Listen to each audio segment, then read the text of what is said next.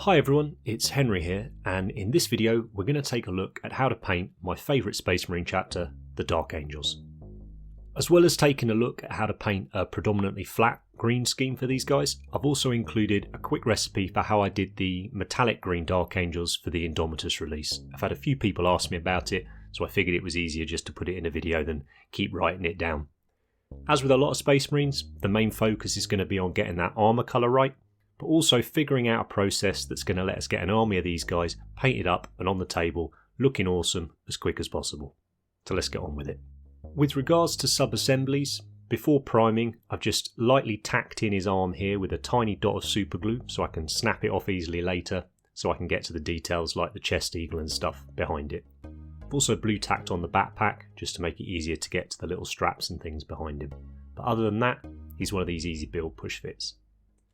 So to begin with, we're going to do a pre-shade.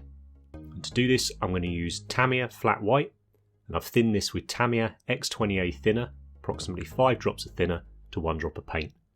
I'm spraying at about 25 psi, and I'm using our signature series Cult of Paint Infinity by Harder and Steenbeck, which is a 0.4mm needle or nozzle. Now with the pre-shade, we're focusing on creating points of light and points of dark, using thin coats of white over a black primer. So by building them up, we get layers of grey, and then we get brighter and brighter until we get to pure, brilliant white on the lightest parts of the model. For a light source, I picked from predominantly above, and then ever so slightly to the right as we look at the front of the miniature, and ever so slightly to the right as we look at the back of the miniature. You can see this gives us a really good, strong foundation of light and shadow before we move on to our colour application. For our first colour, I've chosen Vallejo Game Air Dark Green. I've thinned this 1:1 with Life Colour Thinner, and I'm still spraying about 25 psi. And I'm predominantly focusing on the lightest parts of the model and the mid-tones. If I get any in the shadows it doesn't matter, but we're going to be adding a different colour in there in a bit. I'm slowly going to build this up across the model. I think I probably went for about 4 or 5 layers in the end, just until we had a nice solid colour, but we could still see some of that pre-shade showing through. This is pretty close, I think, to the old Dark Angels green from Games Workshop, and it's certainly the green that I picture when I look at the artwork or I think about doing Dark Angels.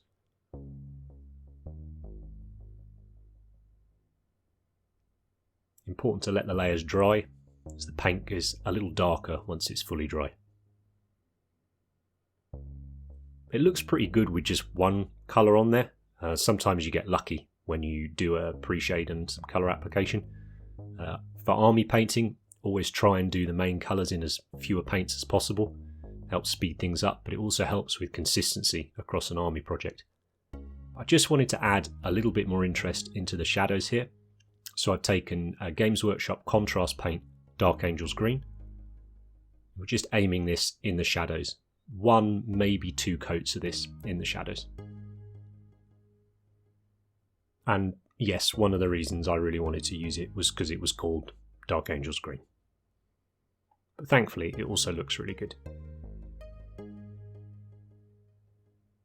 And you notice that I'm moving the model around and positioning it where it's easiest for me to get the paint, rather than moving my airbrush all around the place. It's often easier to manipulate the model.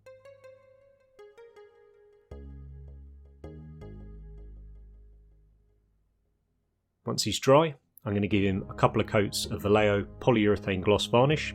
This is thinned about 3 or 4 drops of thinner to varnish, and then just put through the same airbrush. Don't forget to do the bits of his arm that are attached to his bolter.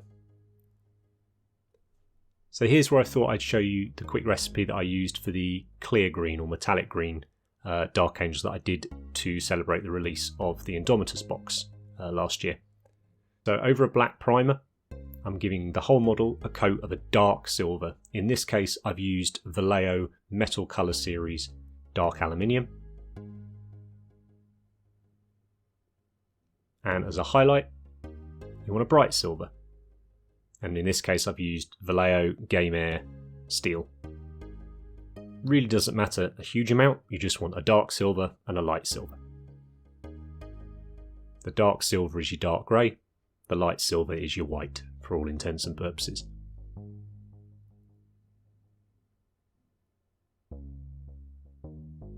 And then over this, I'm going to use first over the highlights and the midtones, Games Workshop Warp Lightning contrast paint.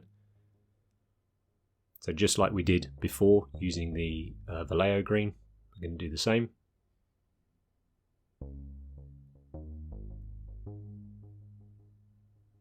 If you remember, it's important when we airbrush on the contrast paint. I have thinned it ever so slightly, maybe 1:1, slightly less, but really important that you let it dry between layers because it's very strong. It's almost like spraying an ink on, so we don't want to destroy all that pre-shade work that we've done. And then for the shadows, just like I do on the flat scheme, I'm going to use Dark Angels Green contrast paint. I really like using contrasts over metallics. They have a very similar effect to clears from other brands. Not quite the same, but very similar. But I'll also use the contrast paints if I'm doing a flat scheme as well. They're just a very, on the whole, saturated, thin version of different colours. And I'm hitting the shadows here. Not worrying about any overspray onto the mid-tones because it'll just help create an additional tone.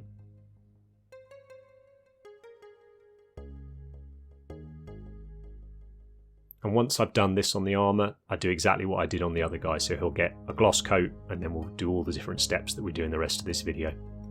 When I painted the chainswords on them, I would just give them a quick grayscale like this. Sometimes I'll airbrush weapons like this if it's quick to do so. Sometimes it's quicker just to brush paint them. For the assault intercessors, it was just as easy to airbrush them. And then I'm going to use a couple of coats of Fleshtearers Red Contrast paint. You see here I'm letting it dry between each one before I apply the next one. And you just get this wonderful red colour with very little work. Time to make up an oil wash. Over the green, I'd like something that's going to give plenty of contrast and definition, so I've gone for black. I use Winsor & Newton Artist Oil Colour Lamp Black, and I've thinned it with Winsor & Newton Sansador Thinner. A little bit thin initially, make sure I mix all of it in, that's a better wash.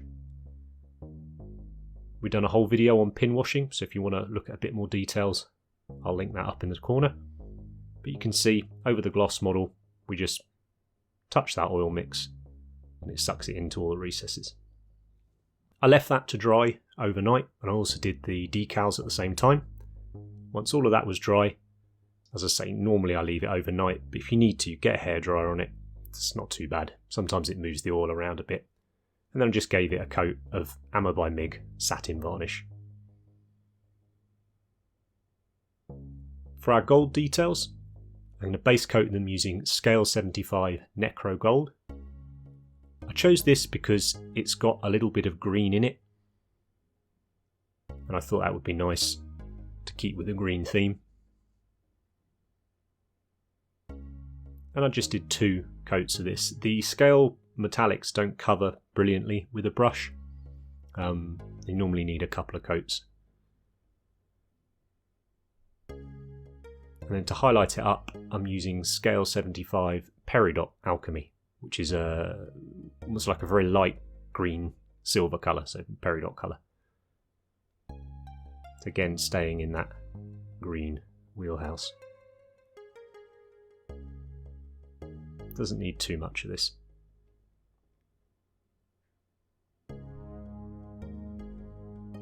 For all the leather parts on the model, they're getting a base coat of Games Workshop Rhinox Hide. This is one of my go-to brown paints.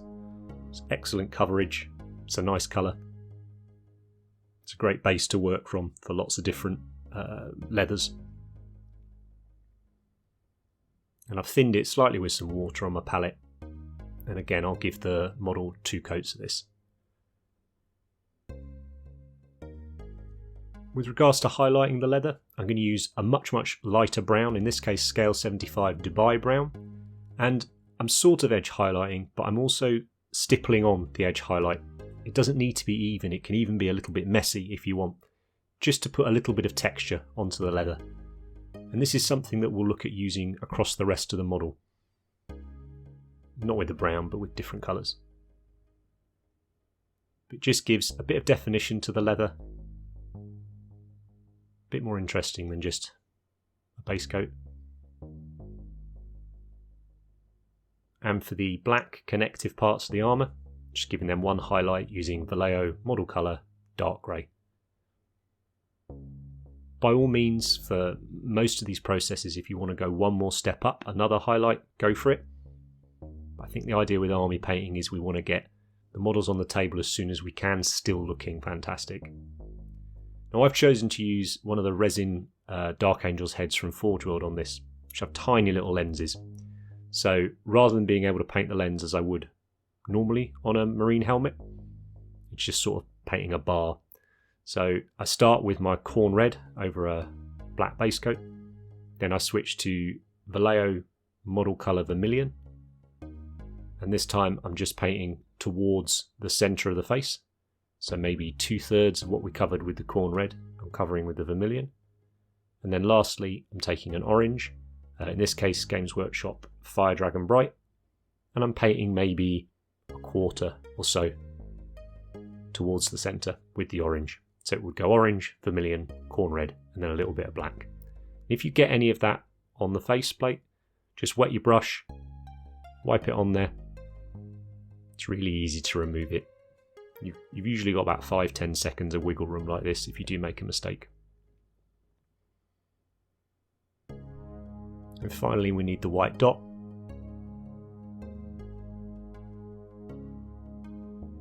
You can see even on this tiny lens it was worth taking that little bit of time, so time we saved elsewhere on the model. It's meant we've been able to paint a nice lens which is on a focal point of the model. For the silver metal parts, I'm going to base coat them in Games Workshop Iron Warriors. This is fast becoming one of my favourite metallic base paints. It's just a nice dark iron colour.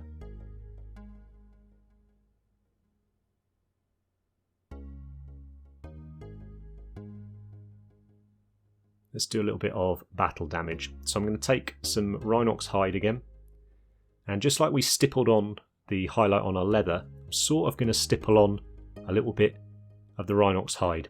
Now we're not edge highlighting any of this model, but what we can do is use battle damage like this to give us a similar effect. So just thinking about the areas that's going to get the most damage on them, and do a little bit of the Rhinox Hide. Now the decals I used were really old and absolutely awful. No matter how much microsol I used, varnish I used, I was still getting the film showing through. They started disintegrating. It was rubbish. But a nice way to save this is we can just turn that into battle damage. So there's areas where it hasn't worked quite right. I'll just paint in a few little dots of the Rhinox Hide to look like chips.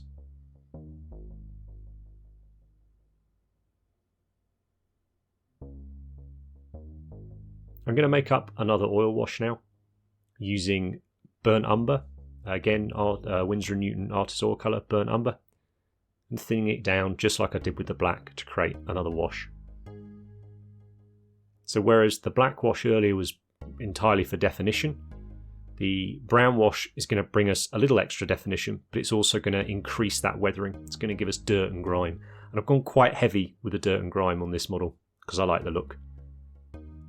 I remember, I think it was 3rd edition 40k, when they brought out the Dark Angels for that, they had silver bolters. I'm sure that's how I remember it anyway. I always really like simple metal coloured bolters. I think they look really good. So this is him after a couple of heavy washes with that brown oil paint. I also wasn't that happy with the satin finish on the armour that I applied earlier, so I gave him a quick spray with Vallejo, with Ammo by MIG Ultra Matte, just to tone it back a bit. Now I'm taking Leadbelcher, and over all the silvers, again we're going to do that sort of stippling edge highlight.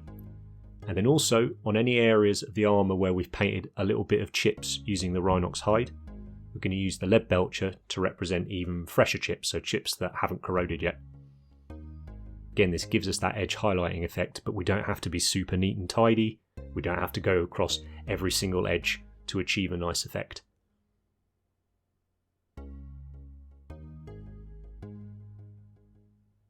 I really love doing the silvers when it's just a heavy brown oil wash. I think it gives a really nice effect. And I'm just going to re-highlight the chest eagle, because that got dulled down a little bit when I sprayed the ultra matte varnish over.